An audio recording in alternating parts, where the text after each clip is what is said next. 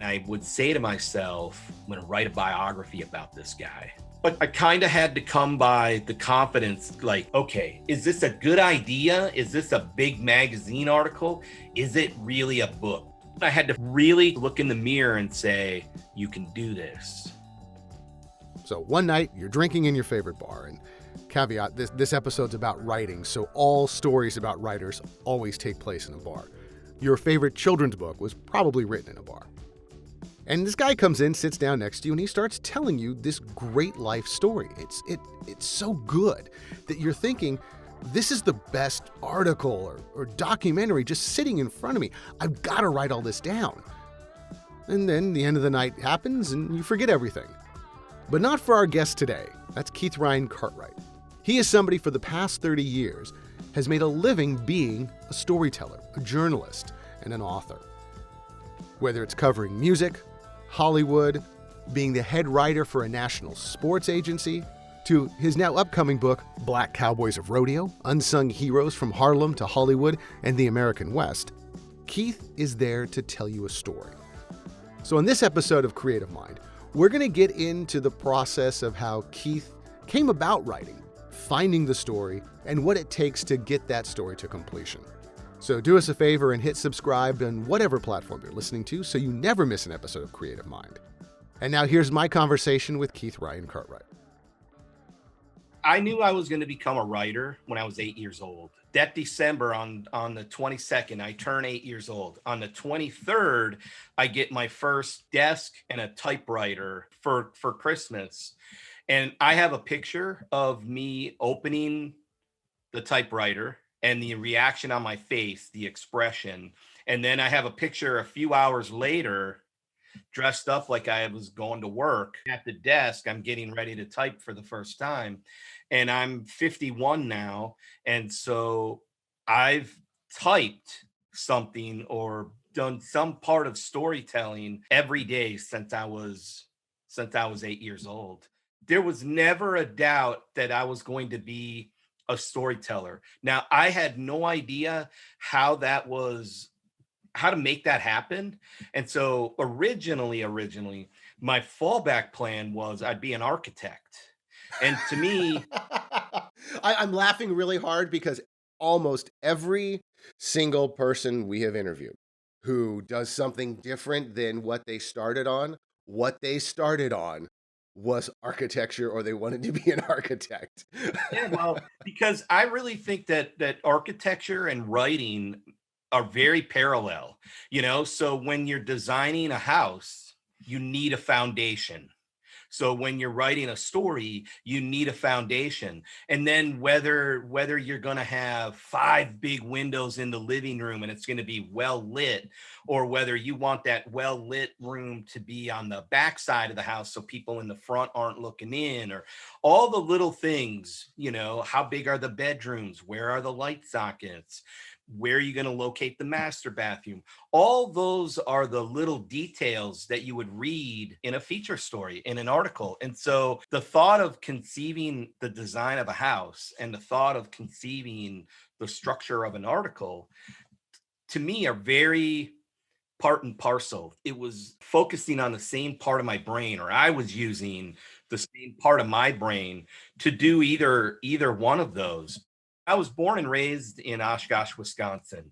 There wasn't really a lot of push to become a writer, or a support to become a writer. So originally, like when I got my typewriter, I would open up magazines, and at the time, it's strange.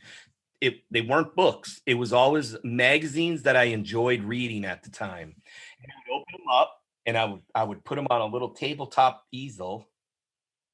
And so it's open, and I would retype the article. So as I'm reading the article, and I couldn't look away. I didn't have my hands on home row or any of that. I would read, and then I would type the sentence. And one thing that I noticed that I had no idea then, but I figured it out later on, was some articles were really easy and came naturally for me to type. And some of them felt like I was laboring through, but some of them felt really difficult to type. And some of them felt very easy. And what I was discovering is, without knowing it, the direction of like what my voice as a storyteller was going to ultimately become. Before I ever realized as a writer, you have to have a voice. And it wouldn't be for years. I mean, I was even writing professionally before I had an editor, Tim Gianni. I had turned in a story one time, and he said, "Hey, Kiefer, great story you turned in, and you turned it in early. I think you might want to take another crack at it.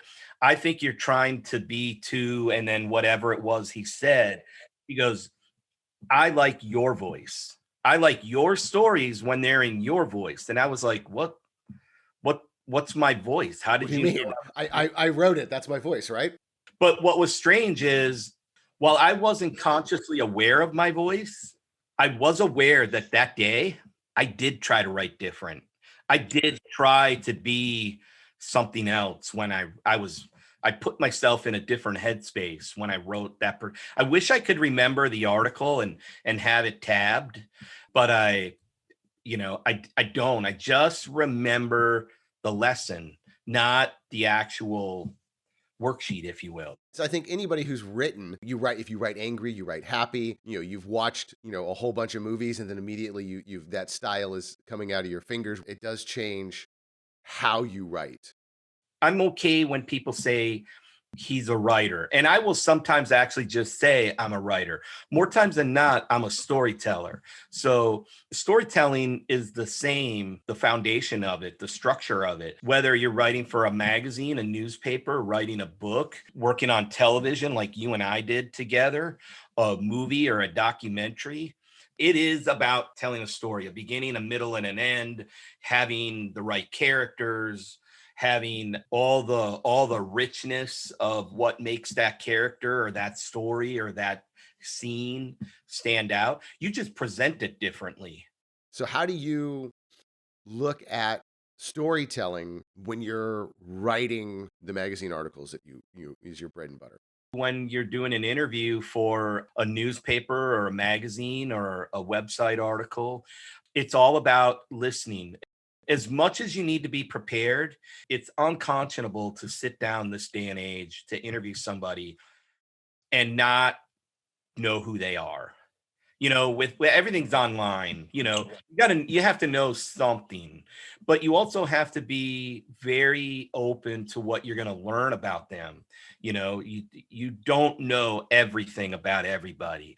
And so storytelling begins with listening. Whether I'm writing about rock and roll or I'm writing about the PBR, it's all about listening. When I packed my bag and moved to Los Angeles, and I really thought, as a writer at that point, I'm going to write about music and entertainment for the rest of my life. That's what I thought I was going to write about.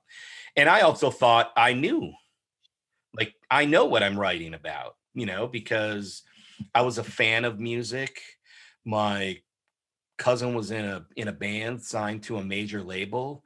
And I toured with that band back home in Wisconsin 3-4 times a year. I would rent out VFW halls and promote concerts. And then I would write about, as previews, I would write about my concerts for local music magazines. You were your own press agent.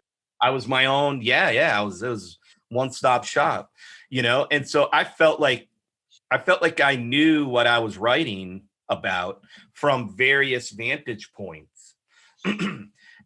But you still have to listen. You still learn about people or situations when you sit down to do an interview with anybody. And then when I ended up at the PBR, then I remember them in the interview asking me, "What do you know about our sport?" I don't want to gloss over some of the music stuff because I think that stuff is fun because I think that is really where you got your chops. And I want to talk a little bit about, being a working writer before we get into, PBR and, your book, The Black Cowboys of Rodeo, because we're going to spend the most time on that. But, when you came out to LA, Nirvana's Nevermind album was out by the time I got to Los Angeles in '92. I mean, I wrote about some heavy metal, but even then, I was writing about Black Sabbath and Dio, and I wrote a Metallica article. I mean, I was writing. I didn't cover a scene, if you will. I just covered music. Well, how does that work? Because I mean, a lot of people, you know, say I want to be a writer. So I've said that. We spent on the podcast. We spent a lot of time talking to children's books writers because, hey, a lot of people think it's easy to write a children's book because it's only 50 words. When somebody goes, "I'm going to be a writer," and they pick up their bag and they pick up their typewriter or their laptop and they go and be a writer, say, "I'm going to be a writer." What kind of work are you actually out there trying to get? And I know that's a tough question. Okay, everyone has their own access point in. Mine actually came when I was still in Oshkosh. I was riding my bike down Main Street, and when I say I was riding my bike, I was riding my bicycle. My Schwinn. Yeah. I was riding my bicycle down Main Street on the sidewalk, and I passed a bar that had a lot of live music at it called B&B Tap. It's not there anymore. Anyway, the foyer was an outdoor foyer. So like the front of the building kind of dipped in, and that's where the door was. And as I went past, I noticed out of the side of my right eye that there was a bundle of newspapers, and the bundle was still tight and shut, and it was not the daily paper. So I pulled the strip and popped it open, and it was called Night Sights and Sounds. It was a weekly free entertainment music magazine from Madison. Okay, so the equivalent to a Village Voice or an LA Weekly or something like that. A free weekly. And so I rolled it up or folded it, and I stuck it in my back pocket, and I continued riding my bike home. And when I got home, I opened this thing up, and mostly it was filled with advertisements for bars and entertainment and nightlife in Madison, Milwaukee, and Northeast Wisconsin, where I was, which is kind of the Green Bay area. So it's covering where all the people live in the state. And so there would be like listings for big concerts and bands playing in bars and all that kind of stuff. And then there was some random little preview articles and few stories. And some of it was national bands and some of it were regional and local bands. There was some movie reviews and album reviews. It was a music magazine. It was a weekly music magazine. And now, mind you, it is at that point, it's I believe 1990. Okay. So not only is this before cell phones and the internet or anything like that, most people don't even have caller ID.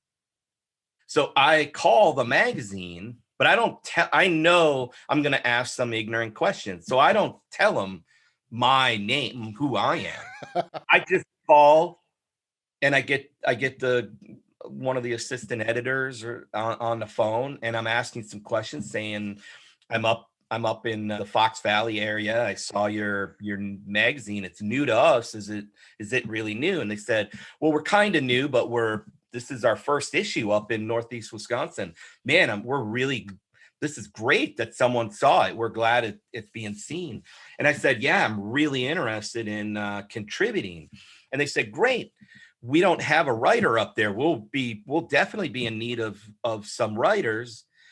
Send us a resume and 3 clips, and we'll see what we can do. I thought I knew what a clip was, but I wasn't sure. Now I get back on the phone, and I call my daily paper, and I tell them even though I had graduated. I tell them, hey, I'm working on a school project and I'm defining some different terms. Wow. I know what a clip is, but I'm curious, as a writer, how would you specifically define clip? When she told me That's awesome. what the clip was and why it got its name, like literally clipping the article out of the paper. And so then I was assured I did not have a clip. So then what I did was 2 cities away was a community college that had a student paper. So I called the student paper and I introduced myself. I tell them because I need the article to be with my name. So I tell them, hey, my name's Keith Ryan Cartwright, blah, blah, blah. Really want to contribute to the school paper, but I'm only interested in writing about music. And they said, great, that'll be fine. Did you have any ideas? And I said, yes, I have ideas. And how fast can you publish these ideas? Exactly. And that because I needed 3 of those clips. So anyway, I ended up writing 4 articles for the student paper before they realized I wasn't a student. And then they told me I could no longer write, but at least I had 4 articles. You outdid yourself. You went above and beyond. Well, because I knew they weren't great. So I 86'd the crappiest of the 4, and I sent those 3. But obviously I still didn't have a resume, so I just wrote a cover letter with the 3 clips, and I sent it in, and they never said anything, and so they gave me an assignment, and before I knew it, I was interviewing Don Dokken and other people who were in bands that were coming to Wisconsin. How much was that first article? Do you remember how much you got paid? $5. That's not bad. That's not bad. It doesn't matter when you're starting out. It doesn't matter who you write for. It doesn't matter if it's a terrible publication. Just be the best article in an otherwise terrible publication. You know what I mean? You just want the clip. Nowadays, I think they still call them clips, but they're really not done in a clip form, but you want that writing sample to get the next gig and the next one. And it's kind of like it's kind of like dating. If you're dating someone, it's always easier for someone else to be interested in someone when they know someone else is interested. If you're single, no one's interested. Right. Well, You're obviously not a psychopath if somebody likes you. Right. And so, I wonder about that. True. But anyway, when it came to writing, I always had a publication to write for, and one publication begets the next, and the next, So, but when I initially graduated, I did not want a full-time job. I didn't want to be beholden to one publication and be pigeonholed in writing in one area. And so I said, no, I'm going to become a freelance writer. And then I started splitting my time between Nashville and LA. So how many years was that for you before the pro bull riding world began? Well, I wrote my first article in 1990. I graduated from MTSU with my bachelor's in 2001. And then I was doing that freelance, what we were just talking about, from just before then through 2007. So I was doing a lot of that freelancing. I dialed it back a little bit, but from 2002 to 2000 through 2006 is when I wrote and produced a lot of shows with Tom Oliphant, and that's when you and I kind of crossed paths. Right, So you're doing a lot of stuff for like country music television, and yeah, you doing any stuff with like Great America Country or anything like that? I did some. I wrote some segments for a guy named Stormy Warren, and then the last thing I did in that block was I did a spin-off to American Idol for Fox called The Next Great American Band. I was an associate producer on that for a brief period of time. And then that was right around the time that when that ended, that I had called a writer that I knew. So a guy that I had actually met in Wisconsin was now at that point an editor for MLB.com, the Major League Baseball website. And so I call up my friend Tim, and I said, Tim Spencer is his name. And I said, Tim, I've been doing the TV stuff, blah, blah, blah. And he was always very excited and wanted to know like celebrity stories and interviews. And he was all infatuated with it, but I was coming disenchanted with it. And so I said, man, I know you, and baseball's my favorite sport. I want to write about baseball. What do I have to do right now? I said, I know there's no reason for you or Major League Baseball to hire me to be a baseball writer, but what's the quickest route? What's the surefire thing I could do for the shortest amount of time to be able to take advantage of the fact that I know you? And the conversation kind of led to nothing. And then about a week later or so, he calls me back and he said, dude, I don't know why I didn't think of this. And he was now living in Colorado Springs. And he said, a buddy of mine, he goes, late at night when I'm done editing my last baseball game, there's a neighborhood bar like 2 blocks away from where I live that I go to have a nightcap before going to bed. And he said, there's a guy a friend of mine that I made, and he works for the PBR. He's always in there for a nightcap. And he's an editor for them. And he was talking about the difficulty they were having hiring a writer. He said, man, if I tell them about you, I bet they would hire you. And so he told them about me, and lo and behold, sight unseen, because I didn't fly in for an interview. I did a 2 short interviews over the phone. So the one guy asked me 2 questions. The second guy asked me a question, and it was, what do you know about our sport? To which I answered, I could sit here and try to tell you what little I've learned in my research over the past couple days, but it's going to be apparent to anyone who's on the inside that I only know the surface. I said, but one thing I've learned about the PBR is you guys market yourself as the fastest growing sport in America, and that you want to reach a mass audience, not a niche audience. And I said, the way to do that is to write human interest stories about the people involved in your sport. And in the background, they happen to be bull riders and stock contractors. I can do that. That's what I've done with musicians. I write about them as people, and they just happen to be musicians and rock stars or fading rock star, whatever. So you become the the guy behind the writer for professional bull riding, and briefly explain to me when somebody says I'm the writer for professional bull riding, what that entails. Well, I mean, whatever sport you follow, at that point, I'm the guy at the event. I'm writing the game story. I'm writing the preview.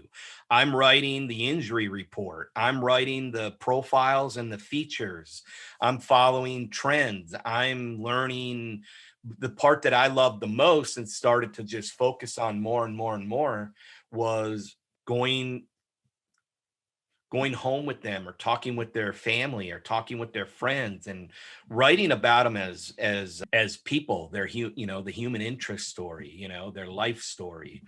And so you're all those things, because unlike football, baseball, basketball, Olympics, soccer to a degree, or hockey, where there's multiple writers at an event, and some publications have multiple writers, even where you specialize in writing a certain aspect of that sport. And I was the only guy there. It was a treasure trove of stories. And so if I learned something, I didn't have to rush to put it out the next day for fear that someone else is going to hear about it and beat me to the, like, I wasn't going to get beat. Like, I was never going to have someone that said, hey, how did so and so get that story before you? I was the one getting the stories. And so then eventually, after a couple years, I end up in the production meetings with the network that's broadcasting the event. And so I'm in the production meetings and interacting, and became close with the broadcasters and pointing out to them, storylines and little nuggets and little little anecdotes for them to share. And likewise, they would then reference my stories during the broadcast. And so we started to work really well together. And when I left and Justin Falisco stepped into that role, he's done the same thing. He's built that relationship, and then it's sort of evolved a little bit more, and it really was the best job I've ever had. And it I was was gonna tough. say, it's because it sounds like, yeah, you'd mentioned if you're a storyteller and anybody that's interested in documentary writing, filming, like, the one question that always comes up is, where do you get your ideas? Where do you get this information? And if you're living with these I guys, said it earlier. You gotta listen, and if you're not hearing something, listen harder and open your eyes and really look at what's going on around you. The stories are there. And so for the first couple of years, I still really thought that ultimately I would end up writing about baseball. And so I had befriended a few writers that had covered Major League Baseball. One in particular, Tracy Ringlesby, and he happened to actually he was aware of rodeo. He understood it. He knew what I was doing, and I remember going to spring training and spending a couple days with him. So I was doing all these things to lay the foundation to try to make a transition. baseball's still there. I still want to write for baseball. I still want to write for baseball. Early on, like in the first year or two. And until Tracy and I had gone to a couple games one day, and then we went to dinner, and he said, "Man, I don't get it." He goes, "I don't get it. Why why do you want it? You've been with me for 2 days." He said, "I haven't sat down just one-on-one, no holds barred with anybody while you're here. Why do you want to do this? The access you have and the kinds of stories that you get to tell, and you want to be a feature writer, man, like, why would you leave what you're doing? This isn't where you want to come. There are so many gatekeepers that keep us from the players, and there's only going to become more and more and more gatekeepers. And so eventually you realize the grass isn't greener. It is really green where I'm at. And I started to really appreciate the people. I became a fan of the sport, and I really realized it's a pretty big treasure trove of stories. And even on the rare occasion that somebody from the outside gets their hands on one of the stories that I may have been thinking about, there's 99 more. Well, let's talk about those 99. So you've got a book coming out called Black Cowboys of Rodeo: Unsung Heroes from Harlem to Hollywood in the American West, which covers 100 plus years of an experience that obviously not many people know about. What prompted you to start this journey about the Black Cowboys? So probably in my second year with the PBR, sometime in 2009, I think, Ty Murray, a 9-time world champion cowboy, introduced me to a man named Murtis Deitman. And Murtis was the first African American to qualify for the National Finals Rodeo in Las Vegas.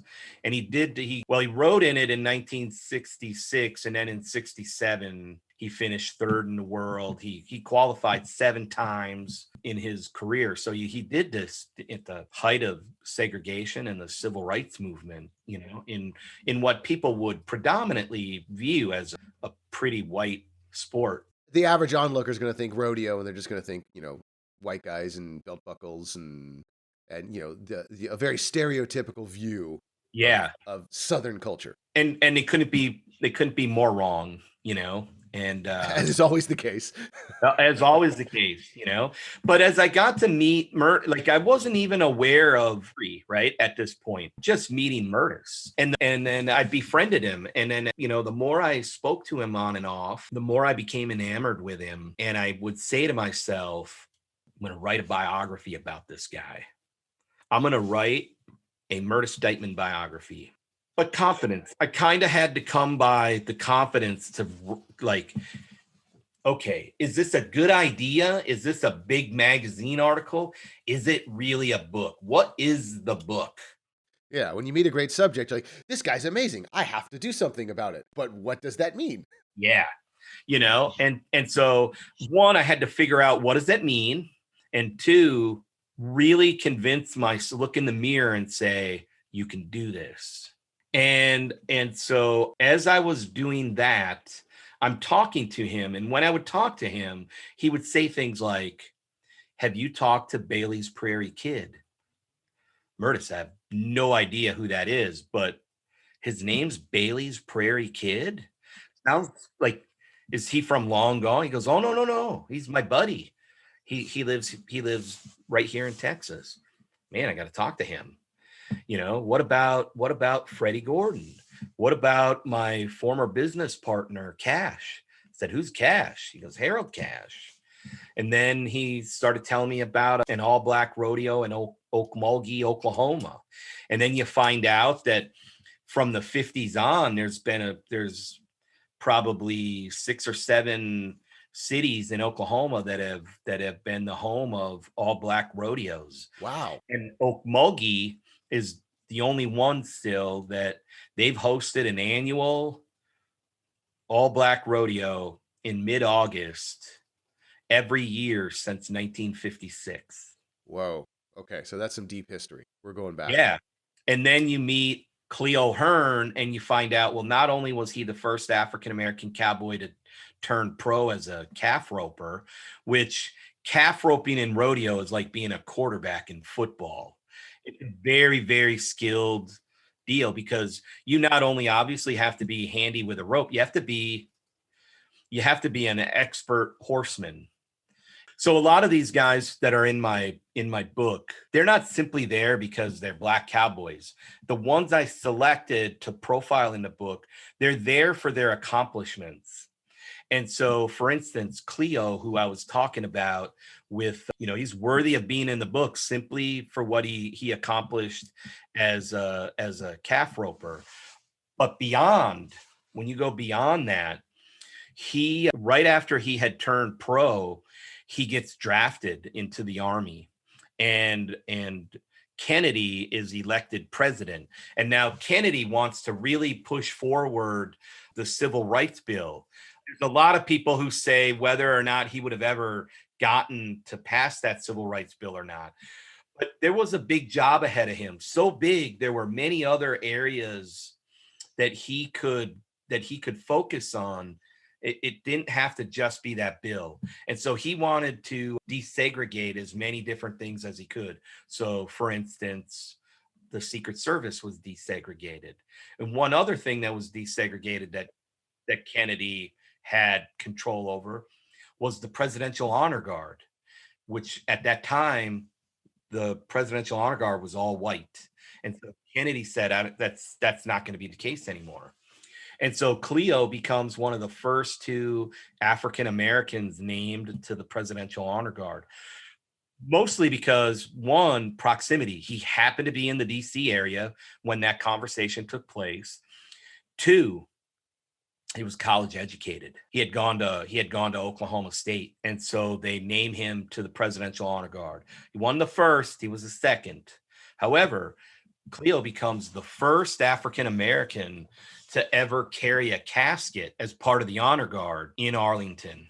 And so he's a pioneer and a trailblazer in a far greater way. And so both those stories kind of come into play in my book. And then Cleo and his best friend, Bud Bramwell, they end up spearheading the first ever all black rodeo in Harlem. And it took place September 5th, 1971. It'll be 50 years this year. And that just, when you say that, it just, you start putting 2 and 2 together. And when you look at maps, you think Harlem, which is in New York City, which is not a cowboy town. There's a black rodeo. A rodeo of any kind is something of note, but then there's a Black Rodeo Association in Harlem. Those 2 form the American Black Cowboy Association, and then they end up partnering with a former politician from Newark, New Jersey, named George Richardson. Another bastion of cowboys, New Jersey. Right, which it is. I'm going to get to that. Okay. And so George gave them the political gravitas. George's wife, Ingrid Frank, who George is African American, and Ingrid is not. She's Jewish, and she had escaped Nazi Germany into the United States. She met George. They ended up getting married, and so she's the publicist that publicizes this whole thing.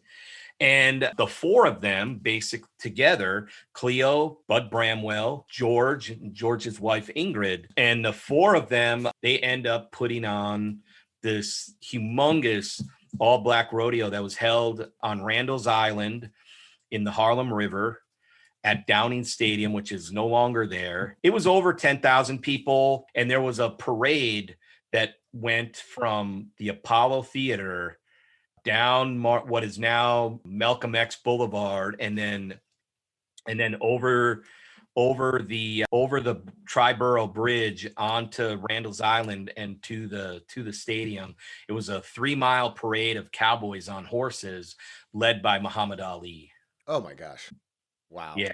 So this is a massive event. To me, that event in 71, that is the seminal moment of black rodeo cowboys, because of you have Muhammad Ali, because of the fact that it's in the cultural capital of Black America. What that rodeo meant to Harlem in 71, when they knew like the Harlem Renaissance as well, that's a thing of the past. They're not quite into what will become the crack epidemic, but Harlem is starting to decay. They need some sense of they need to see some kind of heroes. And it was a it was a huge deal.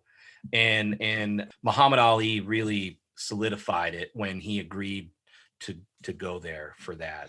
And your book starts off, I mean, you start off talking about Bill Pickett, and I know nothing about Black Rodeo, but he is the first person that comes up. And anytime you talk to anybody, Bill Pickett comes up a lot. People go, hey, did you know Bill Pickett? He was an African American who was a cowboy. And you're like, really? Then you go through the whole history all the way up, as you were talking about, to the Harlem event. How did this project get its legs? How did it just start spiraling out for you? Well, like I said, I was going to write about Murtis, but Murtis kept telling me about other Black cowboys. And I thought to myself, if I write a book about Black cowboys and I only write about one Black cowboy, even though he's my hero, and I think the world of Murtis Dightman, I'm afraid that too many people, if they come across the book, will view Murtis as an anomaly, when in fact, Black cowboys go all the way back to the end of the Civil War, and during the Civil War, you could say it really started with the Buffalo Soldiers, and then coming out of this, okay, right, you had freedmen who, how free were they at that time, and you really know what they thought of being free in the South, that they went west to the unknown, not knowing what would happen, and they wind up becoming cowboys, and so during the Old West, which is 1865 to 1895, that 30-year window, about a quarter of the West, the cowboys were minorities, not simply Black cowboys, but minorities as a whole. And the majority of that quarter of the cowboys, they were Black cowboys, and they were learning how to be horsemen, and they were working cattle, and they were pushing cattle up the Chisholm Trail from South Texas to Kansas to the railroad. And then that cattle was getting loaded onto the trains and sent back east. Right. And so then there was a man named John Ware. Now, these stories aren't in my book because my book really focuses on Black cowboys of rodeo, not the history of Black cowboys. But John Ware in the 1800s had been a slave in South Carolina. And then after being freed, he went to Texas, and he already knew kind of how to ride a horse, but he became an expert horseman. And for several years, he was pushing cattle up and down the Chisholm Trail. And what made him famous is he took 300 head of cattle, and instead of just going up the trail and stopping in Kansas and loading them on the train, he kept pushing north and took them all the way into southern Alberta. So he pushed them over the border into Canada, and that became the birth of the cattle industry in Canada. Oh my gosh. Basically the father of, or the grandfather of, or however you want to refer to him, it was a former slave from South Carolina that began the cattle industry in Canada. Oh my and gosh. So in southern Alberta, if you look at a topographical map, you'll see there's a big ridge, and it's called John Ware Ridge. I mean, Wow. it is very distinct. It's big. You can't miss it. They've recognized this man long before the U.S. ever recognized any Black Cowboys. Canada put John Ware on a Canadian stamp long before we ever put Bill Pickett on a U.S. stamp. And it's a shame that Bill Pickett's still the only Black cowboy to have been on a stamp. Well, and when you were telling me about this project, and I was reading through some of the books, people think of Americans, they think cowboys and Indians, and they think Westerns. And you have to remember that Hollywood popularized the Western at a time when it was, Jim Crow, segregation, and then the Western series, the TV series, that's at the height, again, the height of civil rights. And so Hollywood, quite honestly, they did not have the courage to put a Black man on a horse and call him a hero. And so they wrote African Americans out of all the scripts. And quite honestly, most of us, I say us, not necessarily me, because I do read books, but most of us don't read books to learn our history. We see it on television, we see it on a movie screen, and then that's our visual reference to history.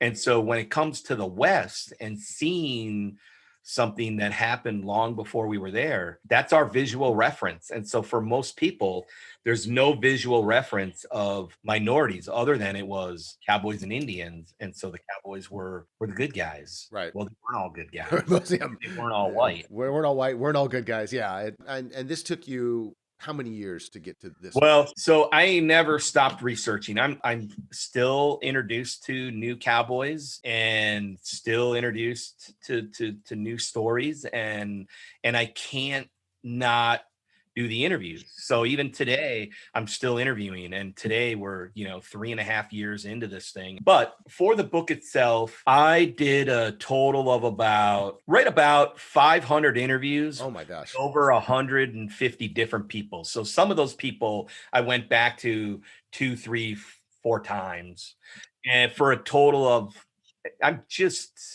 I'm somewhere around 800 hours of recorded interviews. So, I mean, that was a question I was going to ask you, and I think I know the answer to this, but, I'd written down, how do you keep your momentum going on a project like this? Well, I have no problem keeping the momentum going with the discovery. One thing that this project has ended up teaching me is I have no problem interviewing, taking part in one interview after another, and listening and being fascinated. I am curious and fascinated by people, and so I have no problem keeping the momentum going with the discovery. And I do enjoy writing. I've found that the writing part of it is probably second to the research. Where I lose momentum is when you do 800 hours of interviews, you have to listen to not only listen back to the 800 hours, you've got to transcribe the quotable quotes. You've got to transcribe the notes. You've got to figure out, how am I going to organize it so that I can refer to when I need. That part of it can sometimes be daunting and laborious. So how do you get through that? What are some tricks for that? There are no tricks. Come on. At some point, it's work. There's work. I enjoy what I do, but it's work. And that's the moment when I'm reminded it's hard work, and you have to put it in. I mean, there's not a trick. There's not. A couple of times I had former students I paid to do some transcribing, and it's to no fault of their own. One thing I've come to realize is, and someone had told me it ahead of time, but I needed to discover on my own, you have to do it yourself. Yeah, you have to hear that nuance, that the big sigh where you're thinking, where the person's going, maybe I should tell him, maybe I shouldn't, maybe I'm Yeah. tired. Yeah. And that's also one of the reasons why, for me, going over and doing the transcription takes a while, because sometimes I listen to them tell me an anecdote and I type it, not how it'll appear in a book or an article possibly, but kind of like I have, going all the way back to the beginning of our conversation, I have a voice now as a writer. And so I'm going to write it like that when I'm writing it in my own words, not quoting it, so I'm not transcribing every little thing. Sometimes they tell me something and I realize I'm never going to need that story, but they needed to get that out for me to get them to get to what I needed to hear. Right. You got to follow their breadcrumbs. Correct. And so that's where the interview process, you have to be willing to listen, because sometimes you have to let them talk their way to where you want to go, and sometimes you can't be impatient, cut them off and say, but this is what I want. Sometimes you have to let them do it. Other times you do get to a point where you move them forward. You physically put them in a new place. So segue, now as I'm going to wrap it up. So Yeah. tell me, this is book one, I'm guessing, of at least a dozen. It sounds like you have so much information. So Black Cowboys of Rodeo, Unsung Heroes from Harlem to Hollywood in the American West is coming out. When's the release date, you think? It'll be, pre-sales will be available probably May, like somewhere around May 1st.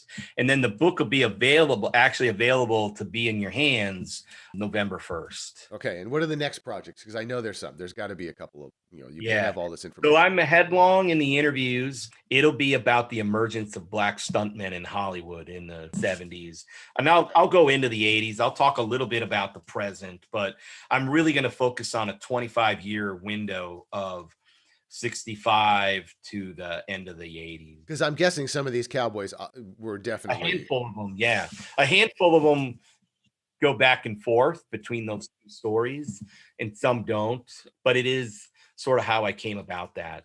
And then that's an untitled Black stuntmen and stuntwomen project. I don't have a title for that, but that will be next. And then after that, I'll probably circle, I think... We'll see what happens with the Black Cowboy book. There could be a call for me to have to go back, revisit that project. Sure. I mean, just reading some of this stuff, it's cinematic. I mean, I'm sure you're hoping that, Hollywood comes calling or something of a filmed event comes with this. Cause you paint a picture that is, so unique and so vivid. It's great. So I could end up revisiting that. I do have a handful of interviews done and some research, just because I wanted to see if there was a there for another idea that I had.